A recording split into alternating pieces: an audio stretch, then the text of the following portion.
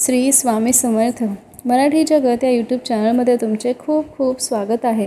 आजचा आपल्या व्हिडिओचा विषय असा आहे की श्री स्वामी समर्थांचे मठ अक्कलकोटामध्ये किती आहेत आणि कोणते आहे। तर या सर्व मठांची माहिती आपण या व्हिडिओमध्ये बघणार आहोत। तर खुद्द अक्कलकोटामध्ये श्री स्वामी समर्थांचे 5 मोठे मठ आहेत।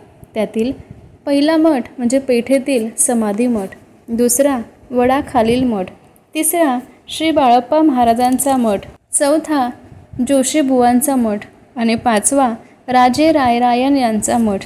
यापैकी आपण आजच्या व्हिडिओमध्ये पेठेतील समाधी मठ याविषयीची माहिती बघणार आहोत। हा मठ श्री स्वामी समर्थांच्या अवतार काळातच बांधण्यात आला होता। संस्थांचे त्यावेळचे ॲडमिनिस्ट्रेटर श्री विंचुरकर श्वेतकुष्ठ झाल्यामुळे श्री स्वामी समर्थांच्या दर्शनास आले।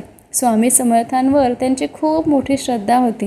त्यावेळी श्री स्वामी समर्थांनी विंचुरकरांना त्यांच्या हातातील हिऱ्याची अंगठी फेकून देण्यास सांगितले। विंचुरकरांनी ती अंगठी फेकून न देता श्री स्वामी समर्थांपुढे ठेवली, कारण त्यांचा श्री स्वामी समर्थांवर खूप विश्वास होता। इकडे तिकडे कुठेही ती अंगठी फेकून न देता म्हणून त्यांनी ती अंगठी श्री स्वामी समर्थांच्या पुढेच ठेवली। पुढे त्या अंगठीचे काय करावे असे कोणालाही कळत नव्हते, कारण त्या अंगठीची किंमत फार होती आणि त्याचे काय करावे याविषयीचे गणित कोणालाही लागत नव्हते। म्हणून पुढे चोळप्पांनी ती विकून तिच्या पैशातून हा पेठेतील श्री स्वामी समर्थांचा मठ बांधला। श्री स्वामी समर्थांच्या समाधी गुहेसहित बांधविला। या मठाच्या गर्भाकारात असलेल्या श्री गणपती, देवी इत्यादी मूर्ती व शिवलिंग या सर्वांची स्थापना महाराजांनी समाधी घेण्यापूर्वीच फार मोठ्या समारंभाने व अत्यंत शास्त्रोक्त पद्धतीने करून घेतली।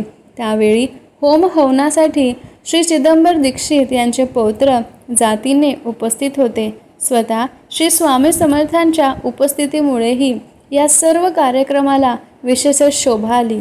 याच मठात श्री स्वामी समर्थांची समाधी असून मठाची व्यवस्था चोळप्पांच्या वंशजांकडे आहे।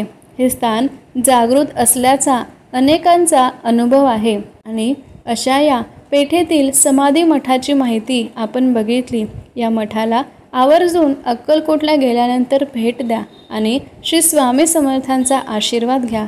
तुमच्यापैकी कोणीही या पेठेतील श्री स्वामी समर्थांच्या मठाला भेट दिली असल्यास, तिथे दर्शन घेतले असल्यास कमेंटमध्ये सांगायला विसरू नका।